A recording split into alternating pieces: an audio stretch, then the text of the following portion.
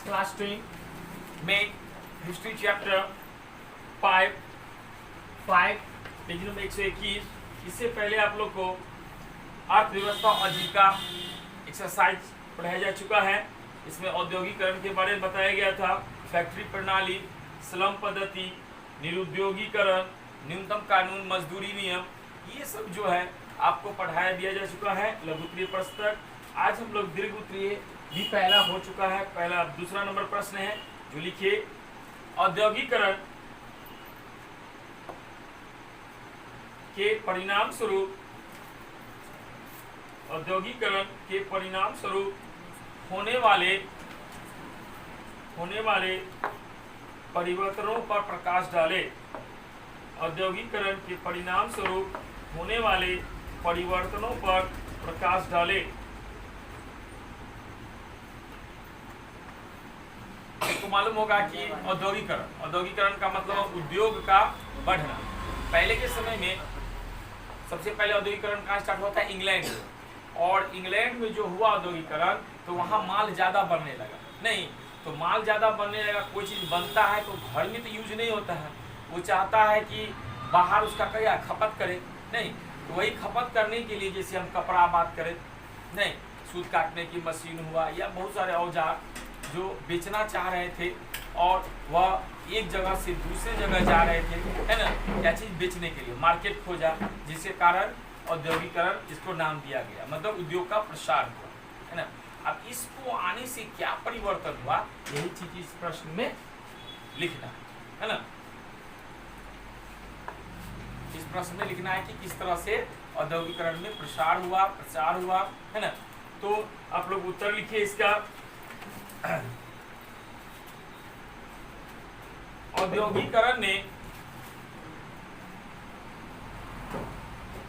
मजदूरों की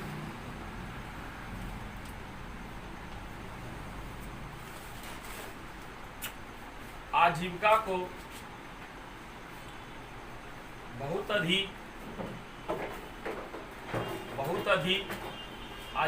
बहुत अधिक प्रभावित किया।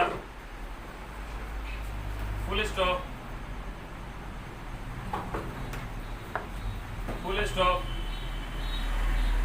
औद्योगिकरण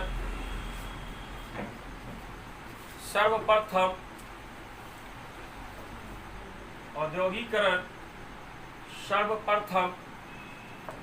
इंग्लैंड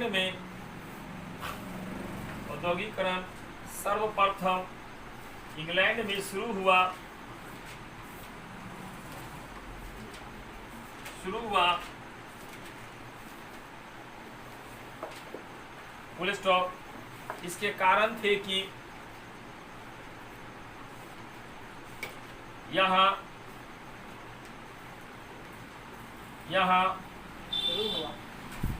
शुरू हुआ क्योंकि इसके कारण थे कि यहाँ स्वतंत्र व्यापार और हस्तक्षेप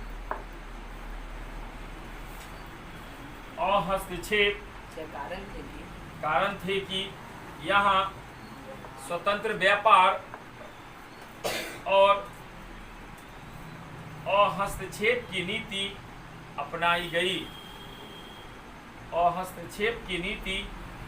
गई। Full stop. इन कारणों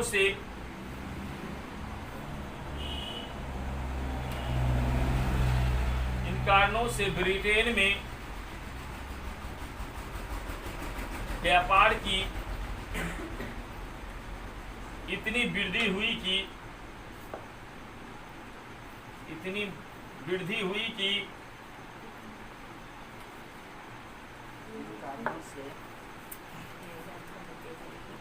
ब्रिटेन में व्यापार की इतनी वृद्धि हुई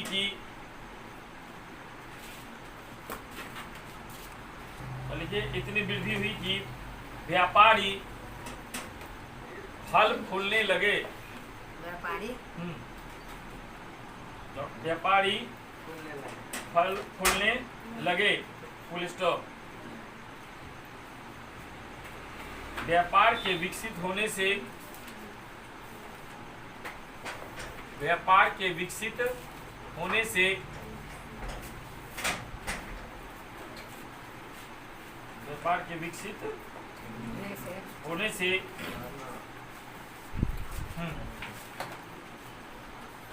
व्यापार के विकसित होने से वस्तुओं की मांग बढ़ने लगी।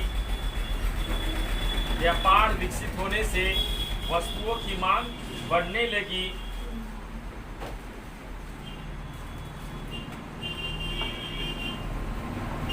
Full stop. लेकिन जिस ढांचे में वे थे उसमें वस्तुओं का उत्पादन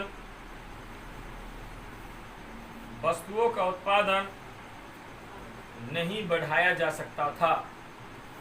वस्तुओं का उत्पादन नहीं बढ़ाया जा सकता था। Full stop. Heading change. नहीं बढ़ाया जा सकता था। Full stop. Heading change.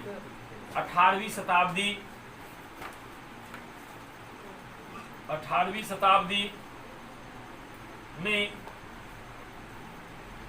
शताब्दी में ब्रिटेन में नई मशीनों के आविष्कार हुए। Full stop. 1769 में आर्कराइट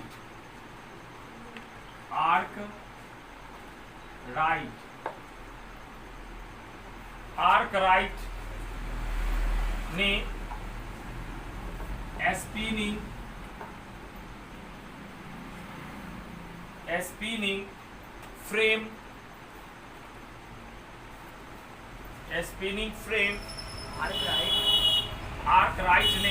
स्पिनिंग फ्रेम बनाया जो सूत काटने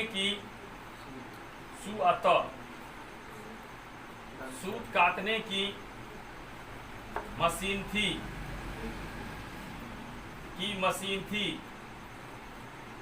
और जल शक्ति से चलती थी। Full stop. इसी प्रकार कपड़ा छापने की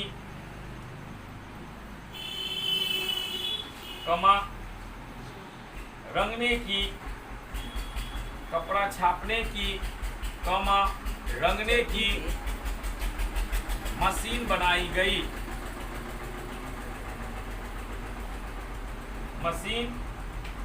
गई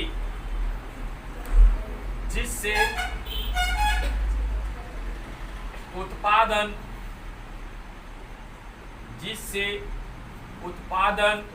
बढ़ता चला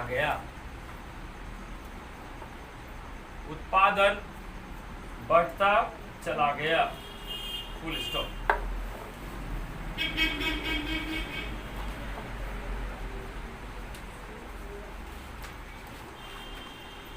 नेक्स्ट क्वेश्चन।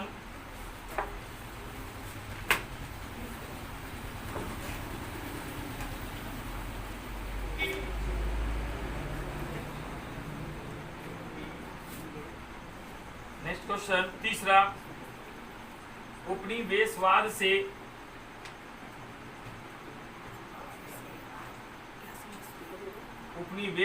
से आप क्या समझते हैं? प्रश्नवाचक चिन्ह। औद्योगिकरण ने उपनिवेशवाद को जन्म दिया कैसे? उपनिवेशवाद से आप क्या समझते हैं? प्रश्नवाचक चिन्ह औद्योगिकरण ने उपनिवेशवाद को जन्म दिया कैसे?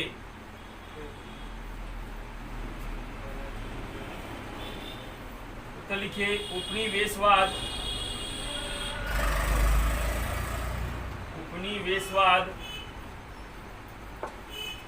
उस पद्धति को कहते हैं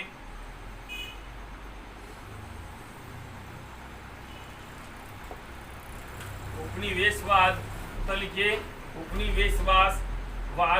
उस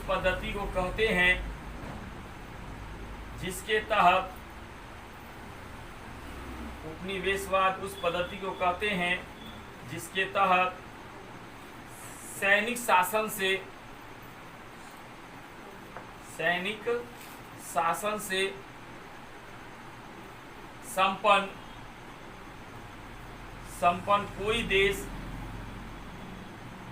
संपन्न कोई देश किसी अन्य देश पर अपना कब्जा जमा कर संपन्न कोई देश किसी अन्य देश पर अपना कब्जा जमा कर वहां शासन करने लगता है। Full stop. इसी को उपनिवेशवाद कहते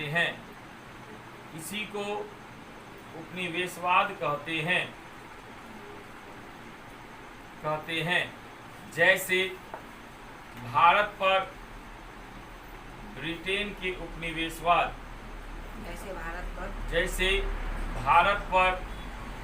ब्रिटेन के उपनिवेशवाद।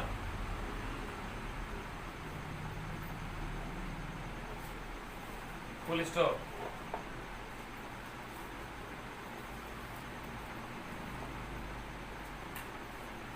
Full stop. Heading change.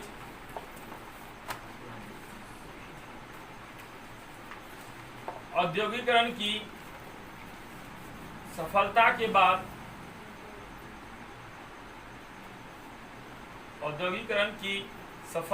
बाद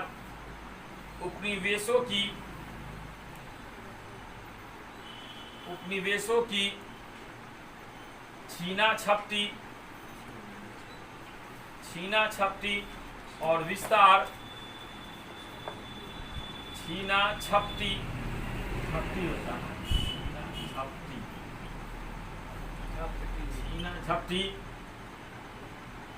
और विस्तार आदि की घटनाएं उपनिवेशों की छीना झपटी और विस्तार आदि की घटनाएं बढ़ने लगी।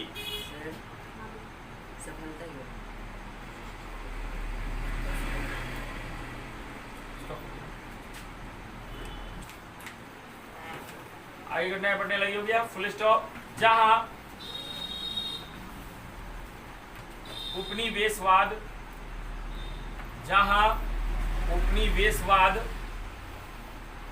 मजबूत थे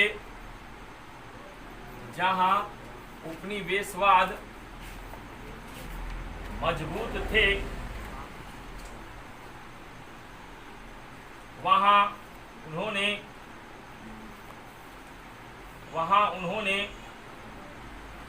अपने को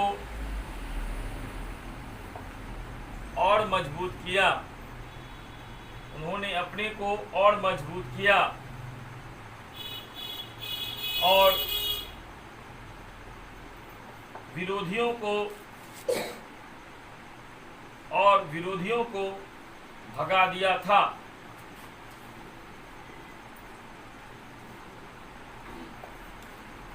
फुल स्टॉप।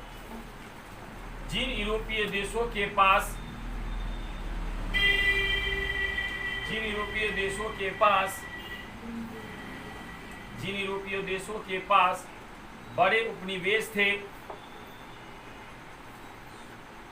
बड़े उपनिवेश थे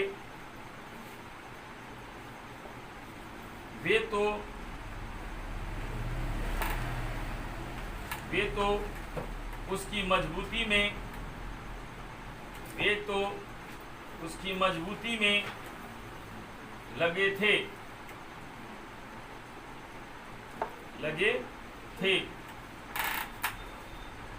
फुल स्टॉप।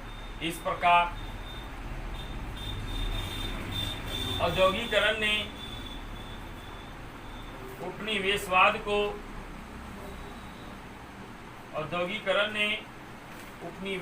को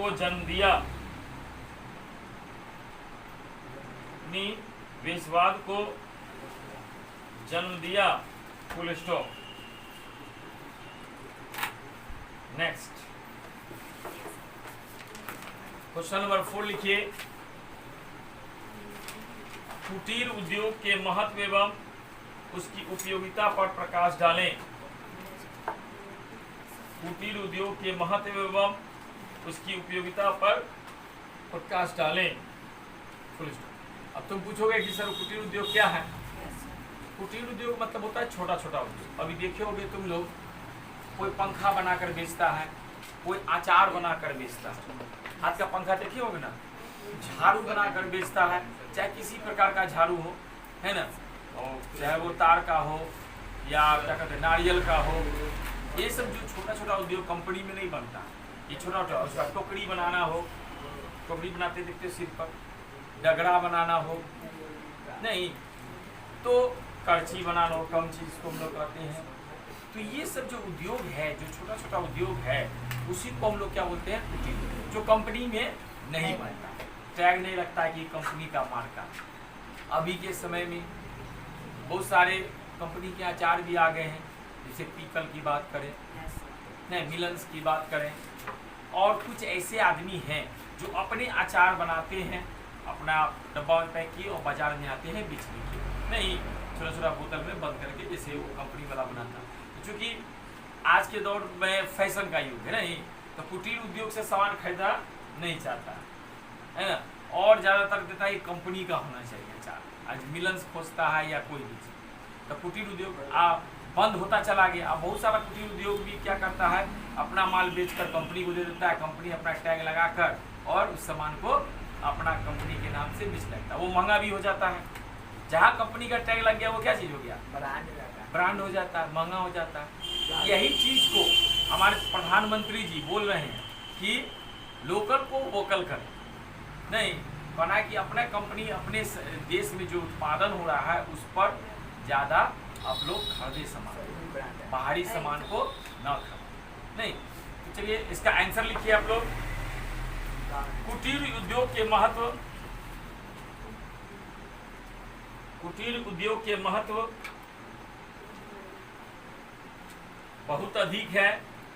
कुटीर उद्योग के महत्व बहुत अधिक है। Full stop. ऐसे उद्योग देश के गांव-गांव में, ऐसे उद्योग देश के गांव-गांव में फैले रहते हैं, गांव-गांव में फैले रहते हैं। Full stop. इसे स्थानीय लोग ही बनाते हैं, इसे स्थानीय लोग ही बनाते हैं और स्थानीय लोग ही खरीदते हैं।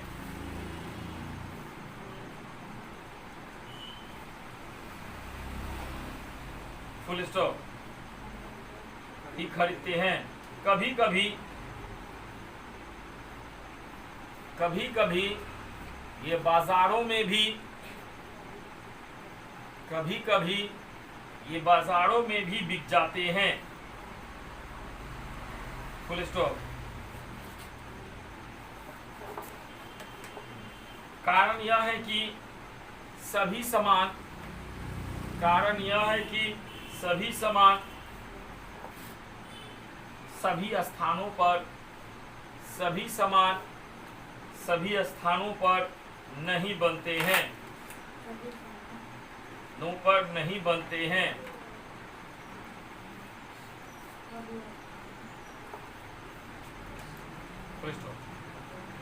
कुटीर उद्योगों के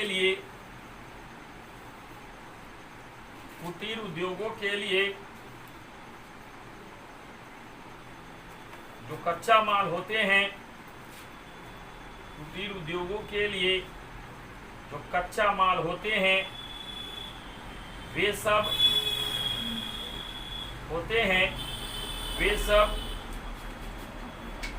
कच्चा माल होते हैं वे सब स्थानीय तौर पर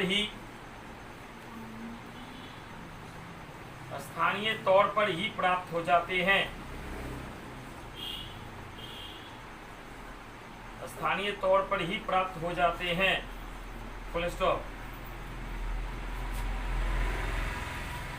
कुटीर उद्योग के उत्पादन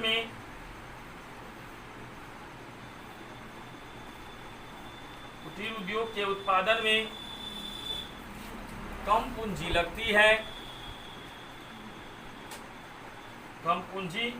लगती है और घर के बूढ़े जवान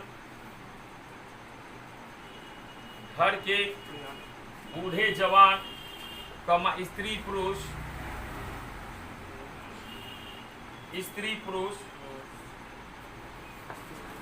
सभी बैठकर कुछ न कुछ कर लेते हैं। Full stop. Heading change.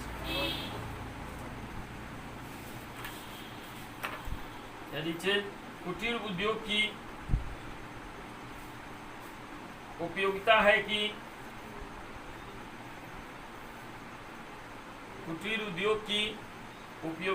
कि कुटीर उद्योग वाले लगभग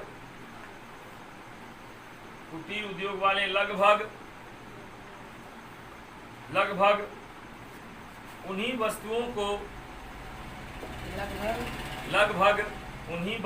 को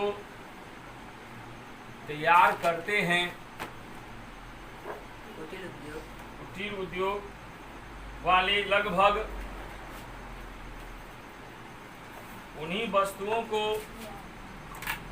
तैयार करते हैं जिनकी आवश्यकता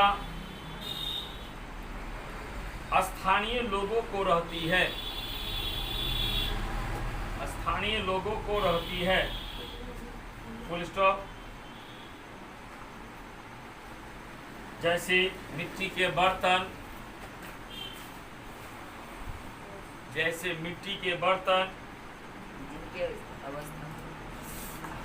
जिनकी आवश्यकता स्थानीय लोगों को रहती है।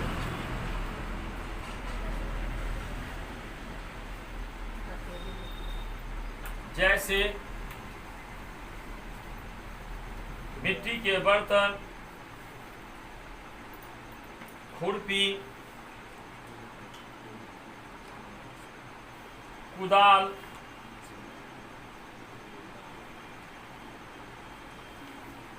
कृषि के औजार,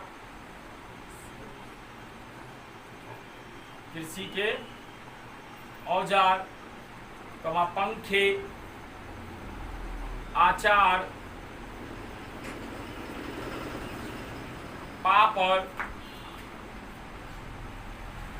इत्यादि।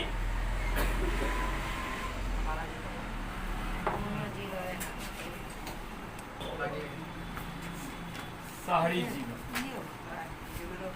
इकाई 6 शहरीकरण एवं शहरी जीवन, पेज नंबर 140। इसमें आप लोगों को पहले भरने वाला है, रिकॉर्ड कर लें। 1 का चौथा, 2 का दूसरा, 3 का पहला, चौथा का दूसरा, 5वां का दूसरा, 6ठा का चौथा, 7वां का तीसरा,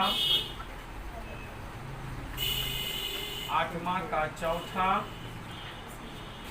9वां का चौथा, 10वां पहला रिक्त स्थान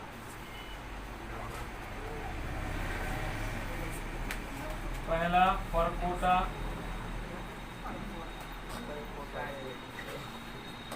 दूसरा प्रवासियों, तीसरा बाध्यताओं,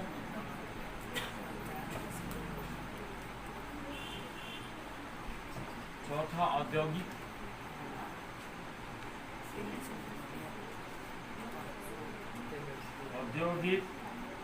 पांचवा स्थानीय निकायों,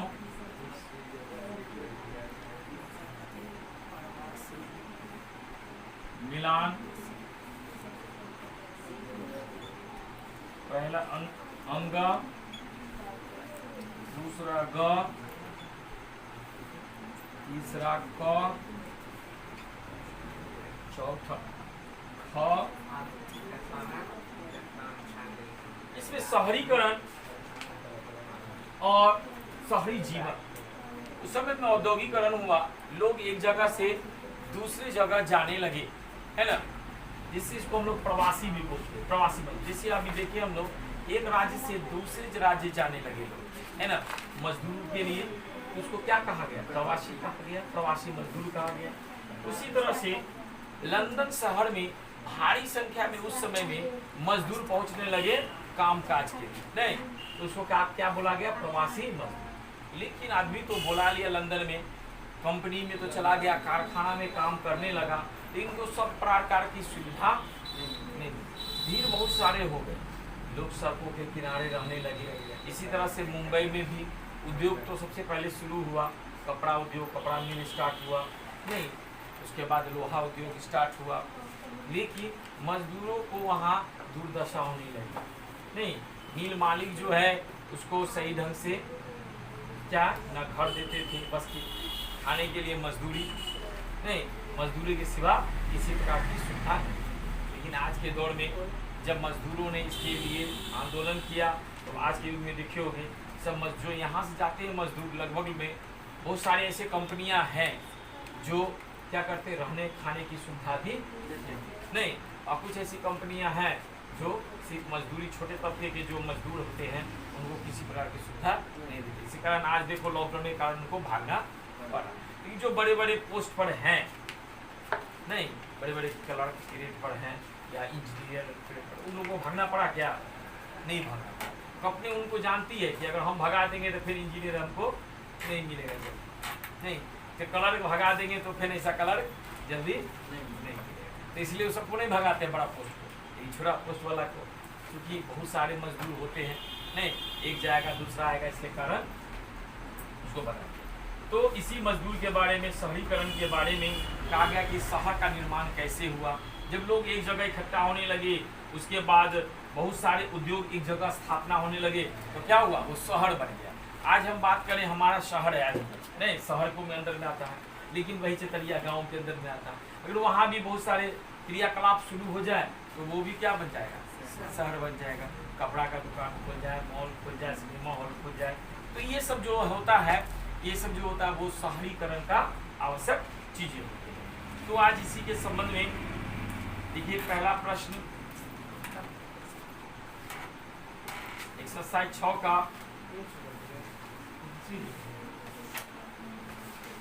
किन 3 प्रक्रियाओं के द्वारा, लघु उत्तरीय प्रश्न है, किन 3 प्रक्रियाओं के द्वारा आधुनिक शहरों की स्थापना निर्णायक रूप से हुई? निर्णायक रूप से हुई।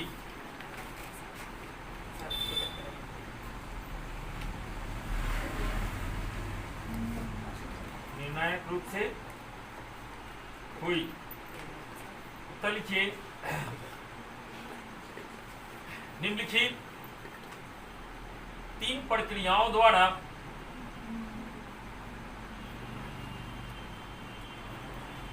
निम्नलिखित 3 प्रक्रियाओं द्वारा आधुनिक शहरों की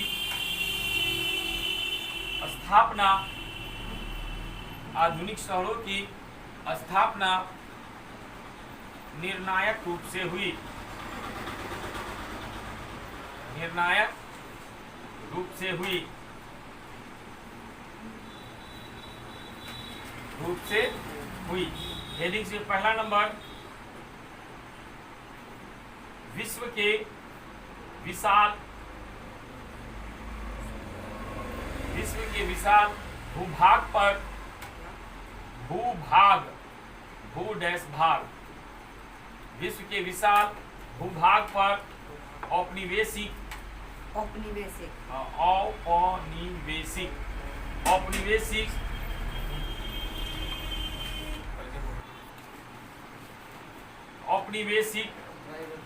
शासन की स्थापना,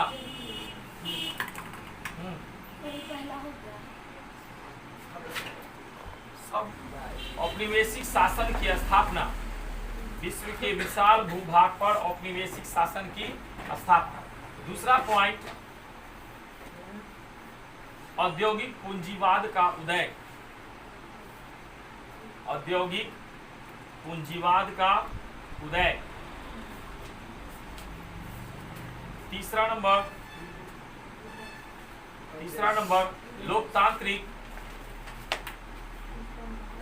नंबर लोकतांत्रिक आदर्शों का विकास, लोकतांत्रिक आदर्शों का विकास।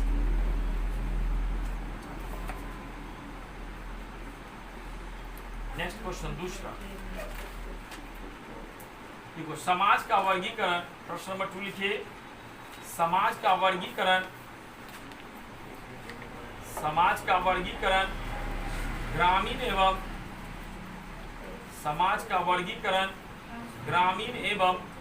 नगरीय क्षेत्रों में, समाज का वर्गीकरण ग्रामीण एवं नगरीय क्षेत्रों में किस भिन्नता के आधार पर किया गया है, किस भिन्नता के आधार पर किया गया है, किस भिन्नता के आधार पर किया गया है।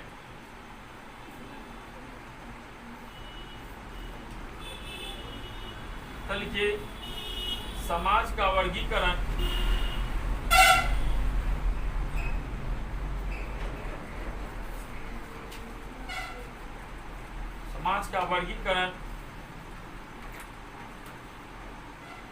ग्रामीण और नगरीय क्षेत्रों में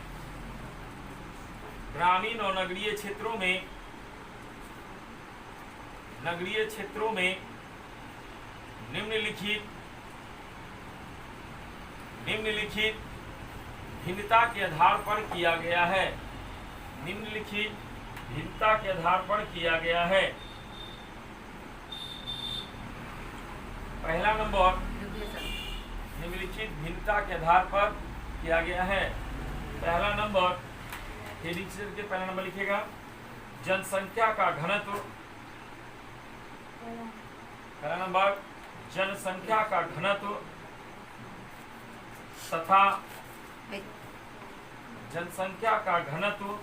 तथा कृषि आधारित, जनसंख्या का घनत्व तथा कृषि आधारित आर्थिक क्रियाओं का अनुपात, कृषि आधारित आर्थिक क्रियाओं का अनुपात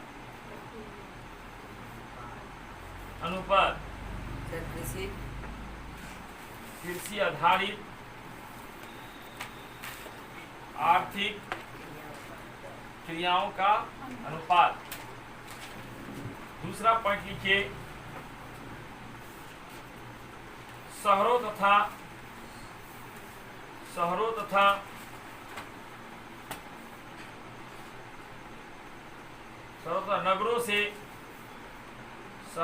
नगरों से गांव को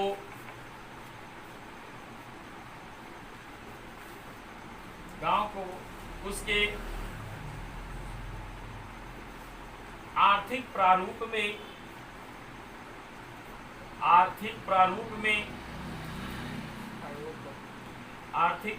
में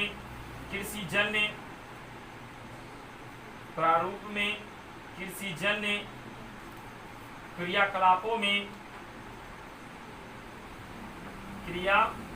में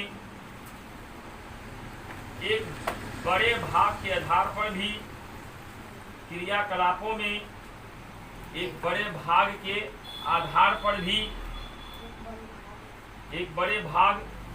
पर भी अलग किया जाता है। बड़े भाग के आधार पर भी अलग किया जाता है। Full stop. आज हम लोग मैथ एक्सरसाइज 13.1 पेज नंबर 268। इससे पहले आप लोग को पेपर दे दिया गया है आपको इसका सूत्र का नहीं, जिसमें आपको घन घनाभ के बारे में बताया गया होगा। घनाभ का पृष्ठीय क्षेत्रफल 2 × LB + BH + SL होता है। घन का आयतन AQ नहीं, घनाभ का आयतन LBH। इस टाइप से आपको सूत्र दे दिया गया होगा, आप याद कर लेंगे उससे। सवाल नंबर पहला पढ़िए, क्या लिखा हुआ है। पहला है दो घनों जिनकी प्रत्येक आयतन 64 cm³ है, संलग्न फलनों को मिलाकर एक ठोस बनाया जाता है। दो घनाभ है, हमारे साथ साथ बनाइए चित्र, नहीं तो आप लोग कहिएगा कि सर हमको कैसे बनेगा। दो घनाभ को जोड़ दिया गया है। चलिए इसे बनाइए, नहीं तो भूल जाइएगा ना, सर हमको समझ में नहीं आया। हम आसान तरीका बताते हैं चित्र बनाने का। इस टाइप से दो घन को एक साथ जोड़ना है।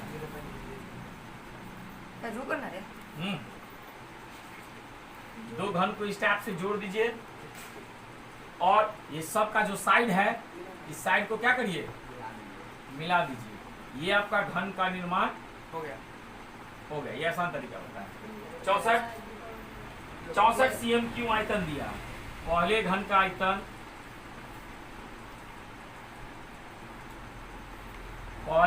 आयतन, बराबर आपके बुक में दे दिया है 64 cm³। घन का आयतन क्या होता है, AQ होता है 64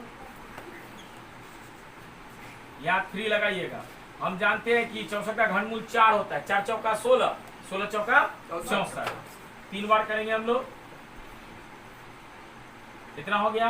अगर ये 4 cm है, सभी 4 cm होगा, ये भी 4 cm होगा, ये टोटल कितना हो गया 8। लेकिन चौड़ाई तो 4 cm रहेगा, हाइट भी क्या रहेगा 4 cm रहेगा।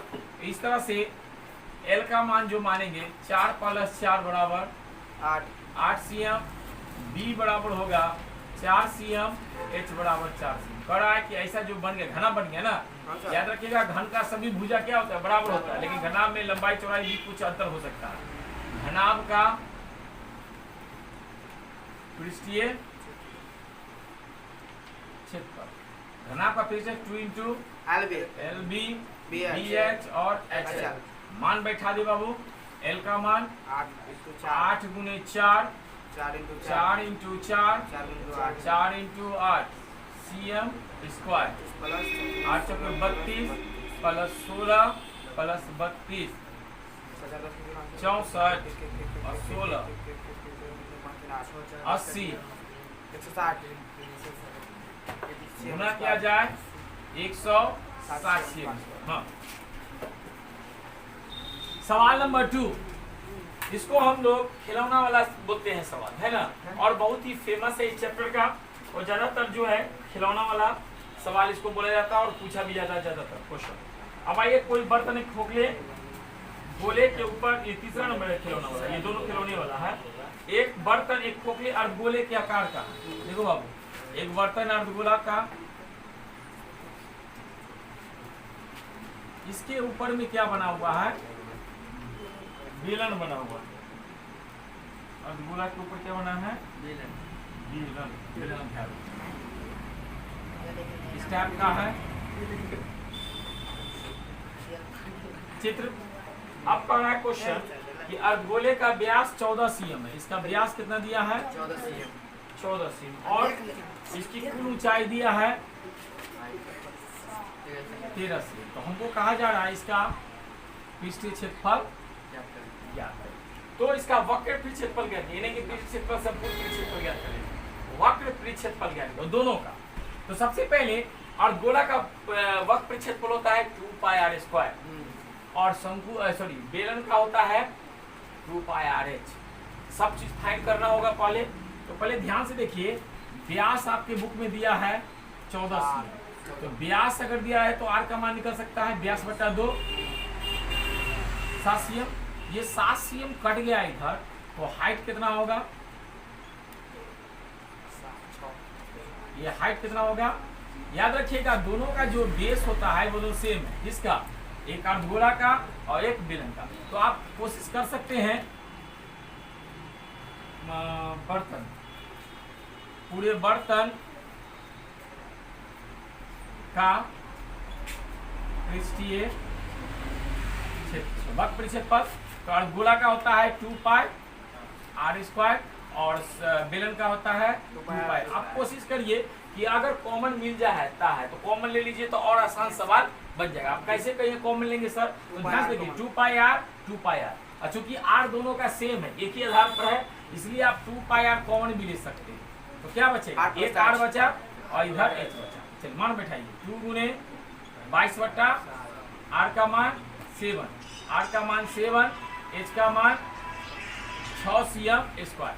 7 से 7 कट गया, 22 गुना 6 7 13, 13 चौके 52, 13 चौके 52 आप 5, क्या हो जाएगा 57। इस तरह से पिछले से तो समझ में आ गया कि किस टाइप से दोनों को निकाला जाता है।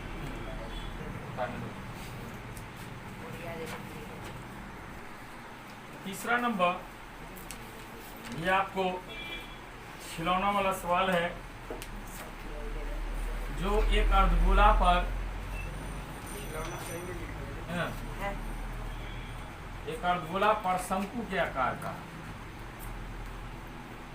एक अर्धगोला पर इस टाइप का है।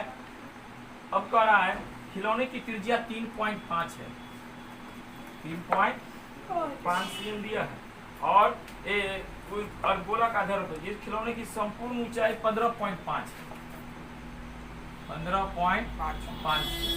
इसमें लिखा हुआ है खिलौने का संपूर्ण पृष्ठ क्षेत्रफल, ये नहीं कह रहा है संपूर्ण, इस खिलौने का संपूर्ण पृष्ठ क्षेत्रफल का मतलब कि दोनों पृष्ठीय क्षेत्रफल मिलाकर संपूर्ण याद करना। ये नहीं समझ जाना कि इसका संपूर्ण पृष्ठ क्षेत्रफल याद करना, इसका वक्र पृष्ठ क्षेत्रफल ज्ञात होगा, लेकिन दोनों मिलाकर संपूर्ण पृष्ठ क्षेत्रफल पूछ रहा है।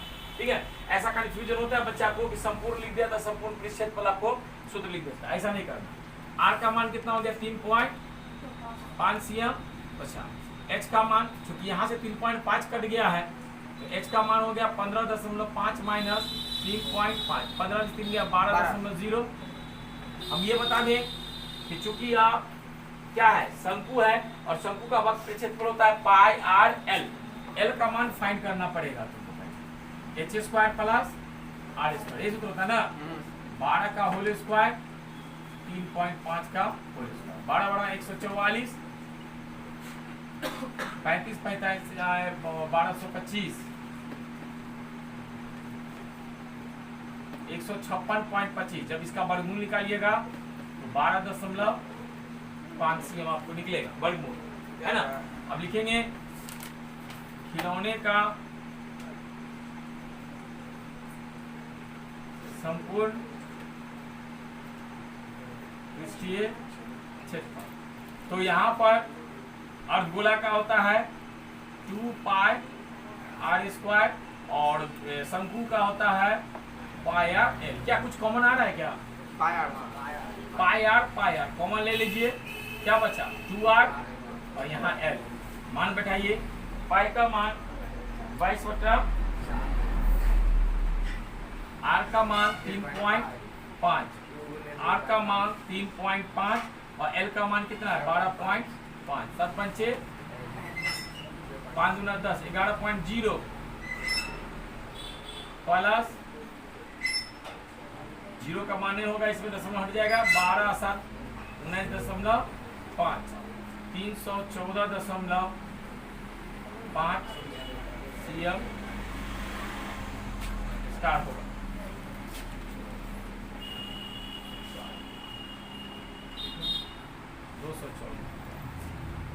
गुना कर लेते हैं, 5 9 1 5 9 1 5 9 5 14 10 11 214.5 सीएम।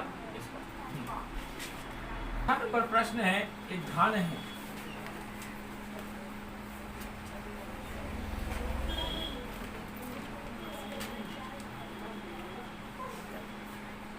और घन के ऊपर एक अर्धगोला गुंबद बन गया। नहीं, एक घन के ऊपर क्या बन गया? गुंबद। अब भुजा जो है इसका घन का कितना दिया है? 7 cm। कहने का तात्पर्य इसके ऊपर में है, जैसे मान लीजिए बेल, ये देख रहे हो, इसके ऊपर में खप्पा लगाते थे, इसके ऊपर में एक खप्पा आ गया जी, आ गया कि नहीं? तो क्या होता है, इसका क्षेत्रफल निकालेंगे हम लोग, वक्र क्षेत्रफल, तो इसका क्षेत्रफल इसका क्षेत्रफल को क्या कर देंगे? जोड़ देंगे। क्योंकि यह जो खप्पा देख रहे हो, इसका जो मुंह देख रहे हो, यह भाग जो है घनाभ के उस भाग को झांप लेगा, नहीं झांप लेगा। ये जो हम लोग किए, ये जो किए, अगर हम क्षेत्रफल अगर निकालेंगे, मान लिया जाए ये बेलन है, बेलन का क्षेत्रफल निकालेंगे तो पूरा क्षेत्रफल निकलेगा ऊपर नीचे सब। लेकिन अगर इसको इस खप्पा से झांप दिया जाए तो ये वाला भाग जो वो झप जाता है, वो किस में चला जाता है? इसमें चला जाएगा, खप्पा में चला जाएगा क्षेत्रफल। तो अब ये अंदर का क्षेत्रफल है, लेकिन पूरा का क्षेत्रफल निकालना होगा। तो इस भाग का क्षेत्रफल को क्या कर देंगे हम लोग? घटा देंगे। नहीं, तो यहाँ पर लिखेंगे घन की भुजा, घन की भुजा जिसको ए बोलते हैं, बराबर कितना है? 7 cm। आर का मान क्या हो गया? 7 बाय, सॉरी इसका आर किसका? अर्धगोला का, इसका व्यास कहलाएगा ना। अर्धगोला का क्या कहलाएगा? यहाँ व्यास कहलाएगा।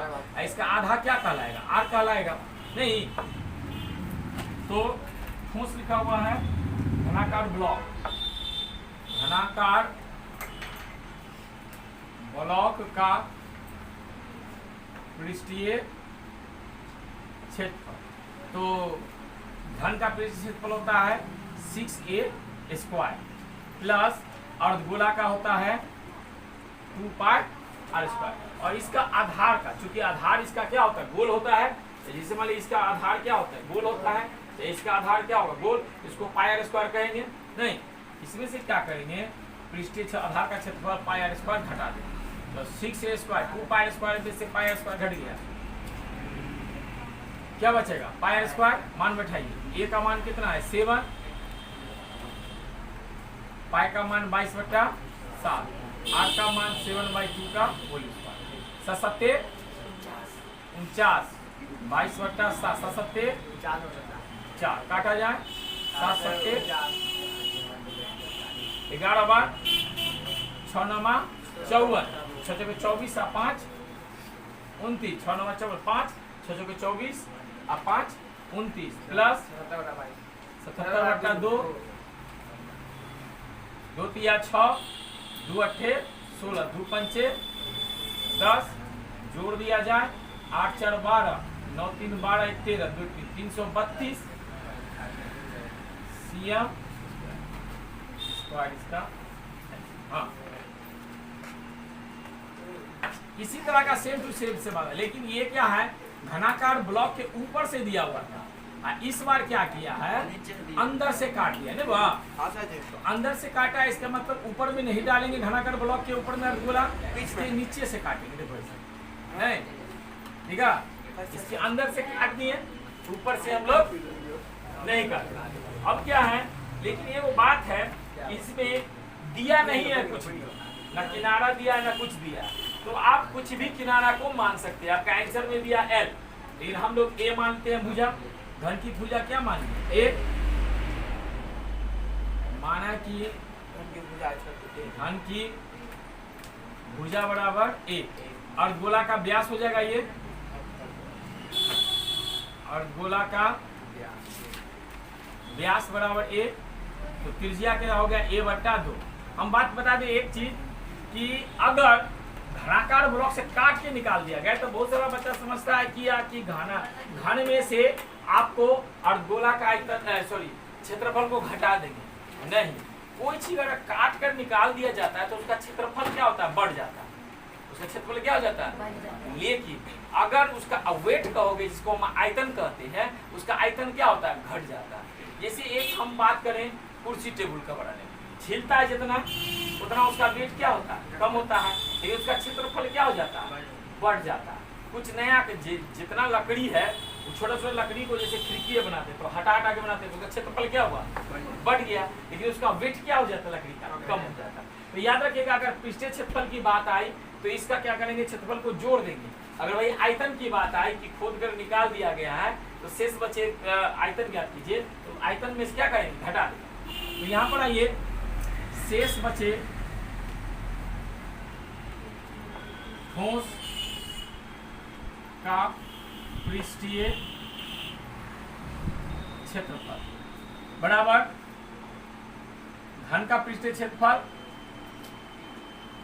घन का पृष्ठीय क्षेत्रफल प्लस अर्धगोला का पृष्ठीय क्षेत्रफल, नहीं अर्धगोला का घन का पृष्ठीय 6a², अर्धगोला का होता है 2πr², नहीं तो 6a² प्लस 2 गुने 22/7, आर का मान क्या हुआ a/2 का होल स्क्वायर, 6a² प्लस 22 गुना 44, 2 दूना 4, 4 से कट गया 11 बना, 6a² प्लस 11a² बटा 7 6 प्लस 11। आपका आंसर इससे भिन्न भी हो सकता है, कहीं पर पाई का मान नहीं बैठाया गया होगा, उसे कोई फर्क नहीं पड़ता। आपका इतना